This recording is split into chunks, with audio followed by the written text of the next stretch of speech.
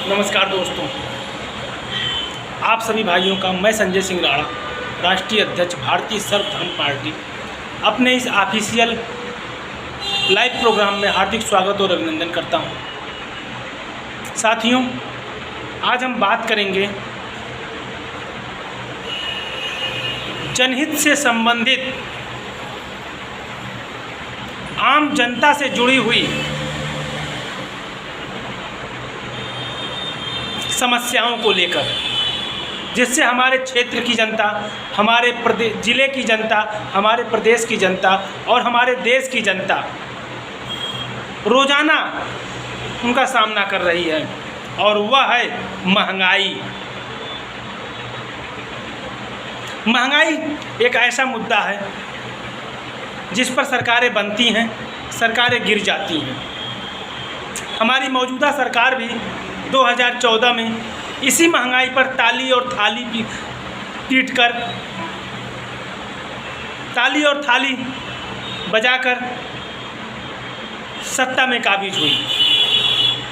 लेकिन बहुत ही अफसोस के पास मुझे यह कहना पड़ रहा है, यही सबसे गंभीर मुद्दा जिससे हर देश का नागरिक त्रस्त है, खास करके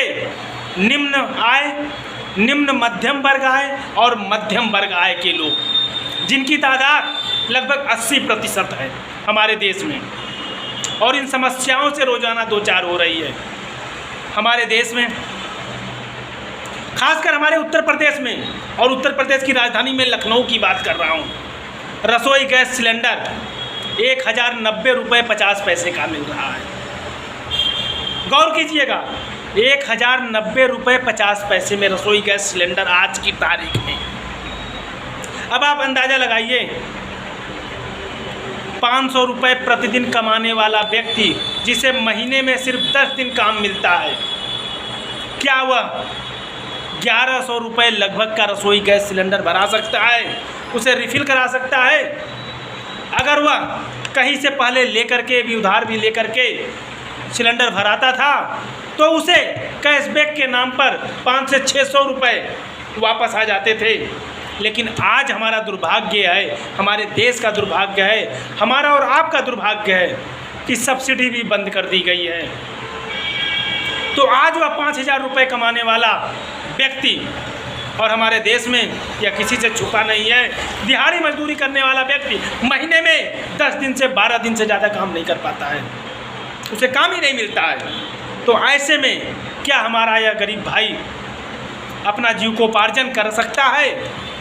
क्या हमारा निम्न मध्यम वर्गीय आय वर्ग का लोग इस महंगाई में अपने परिवार का पेट पाल सकते हैं? क्या हमारा मध्यम वर्गीय परिवार, जिसका जीवन यापन EMI के दम पर होता है, जिसकी कमाई का 90% हिस्सा EMI जमा करने में चला जाता है, वह इस महंगाई में अपने परिवार का जीविकोपार्जन कैसे करे, अपने बच्चों को अच्छी शिक्षा कैसे मुहैया कराए, अपने बच्चों को चिकित्सा कैसे मुहैया कराए, और अगर किसी समस्या में घिर गया तो हम न्याय कैसे प्राप्त करें? मेरे दोस्तों, यही मुद्दे को लेकर के इसीलिए आपका यह छोटा भाई संजय सिंह राणा अपने इस भारतीय सर्व धर्म पार्टी के माध्यम से आपको मुफ्त शिक्षा, मुफ्त चिकित्सा, मुफ्त न्याय और रोजगार गारंटी की लड़ाई लड़ रहा है। और आपसे बार बार ये अनुरोध कर रहा है कि आप आगे आए, हमारा साथ दें और अपने बच्चों के उज्जवल भविष्य के लिए, एक नया भारत तैयार करने के लिए अपने कर्तव्यों का निर्वहन करें। क्योंकि इन सरकारों से आपके बच्चों का भविष्य उज्जवल नहीं हो रहा है, बल्कि और खतरे में जा रहा है। हम जितनी समस्याएं का सामना आज कर रहे हैं, हमारे आने वाले बच्चे उससे कई गुना ज़्यादा समस्याओं का सामना करेंगे। क्योंकि जिस प्रकार हमारी यह सरकार, सत्ताधारी पार्टी और विपक्ष की पार्टियां इस गंभीर मुद्दे पर मौन है, महंगाई के मुद्दे पर मौन है, बेरोजगारी के मुद्दे पर मौन है, मुफ्त शिक्षा के मुद्दे पर मौन है, चिकित्सा के मुद्दे पर मौन है, रोजगार के मुद्दे पर मौन है और न्याय के मुद्दे पर मौन है, वह चिंता खड़ी कर रही है। लेकिन आपका यह छोटा भाई संजय सिंह राणा, भारतीय सर्वधर्म पार्टी जी जान से इस जनहित के सबसे गंभीर मुद्दे पर सरकार से प्रशासन से, सत्तारूढ़ पार्टी से हमेशा सवाल करती चली आ रही है, प्रश्न उठाती चली आ रही है इनकी नीयत पर।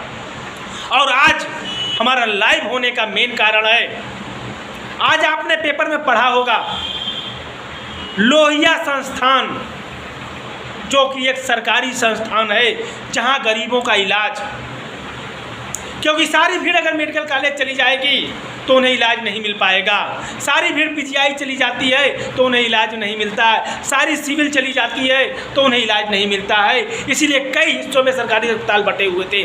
और आप जानते हैं लोहिया संस्थान में 1 रुपये के पर्चे पर सभी कुछ मुफ्त था, सारी जांचें मुफ्त थी। 1 रुपये का पर्चा अगर आपने बनवा लिया तो उसमें आपको दवा भी मुफ्त मिलती थी, सीटी स्कैन भी मुफ्त होता था, एक्सरे भी मुफ्त होता था और अन्य तरह की जांचें मुफ्त होती थी। लेकिन जिस प्रकार इस सोमवार से नई व्यवस्था सरकार ने चालू की है, वह गरीबों को की कमर तोड़ने के लिए, अर्थात उसे चिकित्सा से वंचित करने के लिए काफ़ी है। क्योंकि अभी जो नई व्यवस्था चालू हुई है, 1 रुपये का पर्चा बंद कर दिया गया है, मुफ्त इलाज बंद कर दिया गया है, 100% विंडो बंद हो गई है मुफ्त इलाज की। अब उस 1 रुपये के पर्चे के जगह पे आपको 100 रुपये का पर्चा कटवाना है, 100 रुपये का पर्चा जमा करना है। और सभी जांचें सीटी स्कैन को छोड़ करके, सीटी स्कैन आज भी मुफ्त होगी, लेकिन सीटी स्कैन को छोड़ करके हर तरह की जांचें की आपकी कीमत आपको अदा करनी होगी, हर तरह की जांचों की कीमत आपको अदा करनी होगी। यह हमारी सरकार की नीयत है, जो कहती है सबका साथ सबका विकास की बात करती है, जो कहती है कि हम सबके साथ सबके विकास के लिए आए हुए हैं। तो मेरे दोस्तों, आप ये पेपर की हेडलाइन आज पढ़ सकते हैं, लोहिया अस्पताल में पर्चा और जांच का शुल्क बढ़ा। अब तक 95% जांचें मुफ्त थी, लेकिन अब कोई भी जांच मुफ्त नहीं है, चाहे वह ESR हो, चाहे AEC हो, विटामिन D हो, विटामिन B12 हो, LFT हो, KFT हो, थायराइड हो, यूरिन कल्चर हो, यूरिक एसिड हो, H1C हो, ब्लड ग्रुप हो, HBV DNA हो, कोई भी जांच अब आपको मुफ्त नहीं होगी।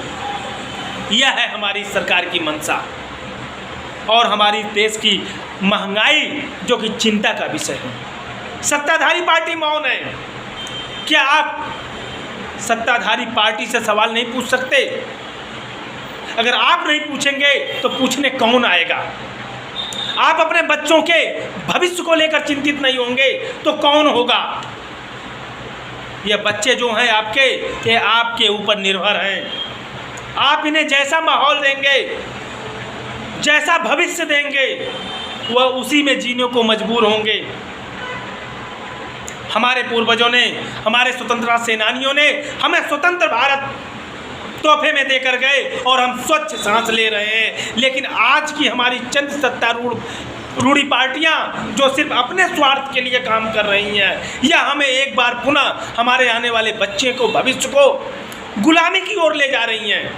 आज जिस प्रकार हमारे देश के सरकारी संस्थानों का निजीकरण हो रहा है, वह चिंता का विषय है। निजीकरण मतलब आपको सभी सुविधाएं बंद हो गई हैं, सरकारी सुविधाएं जो मिलती हैं वह लगभग बंद हो गई हैं। आपको 10 पैसे के लिए 100 रुपये अदा करना होगा। 10 पैसे में जो काम होता था, आज उसके लिए आपको 100 रुपये अदा करना होगा।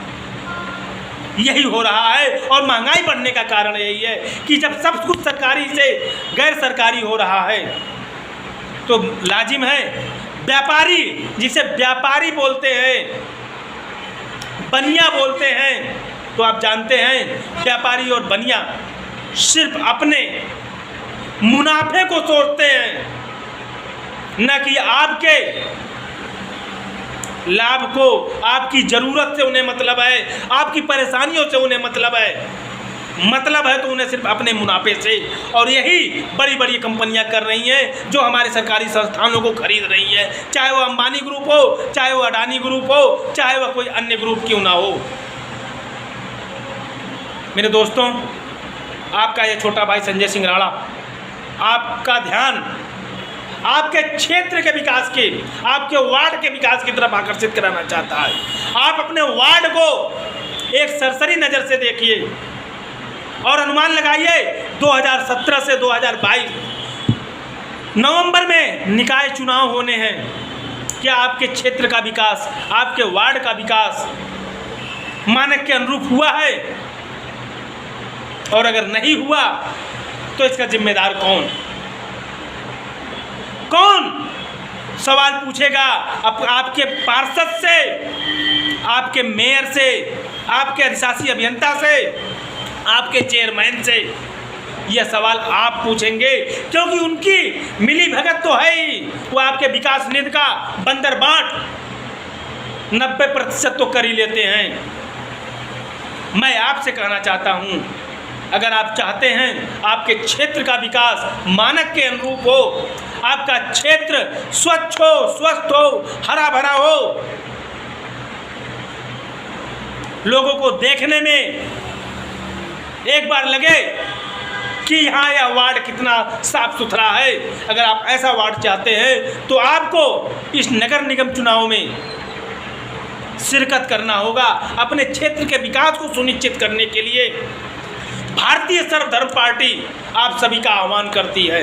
आप आगे आइए और भारतीय सर्वधर्म पार्टी के टिकट पर, केवल लखनऊ की अगर मैं बात करूं तो 206 पार्षद वार्ड हैं, 206 वार्ड हैं, 8 चेयरमैन हैं और 1 मेयर हैं, अर्थात कुल 215। तो 215 वार्डों को, अपने अपने वार्डों को के विकास को सुनिश्चित करने के लिए भारतीय सर्वधर्म पार्टी आप सभी का आह्वान कर रही है। आप आइए और अपने क्षेत्र के विकास को सुनिश्चित करिए, अपने के बच्चों के भविष्य को सुनिश्चित करिए, अपने देश के विकास को सुनिश्चित करिए, अपने बच्चों को मुफ्त शिक्षा, मुफ्त चिकित्सा, मुफ्त न्याय और गारंटी युक्त रोजगार उपलब्ध कराने के लिए कमर कसिए मेरे दोस्तों। यही भारतीय सर्वधर्म पार्टी आपसे अनुरोध करती है। जय हिंद, जय भारत।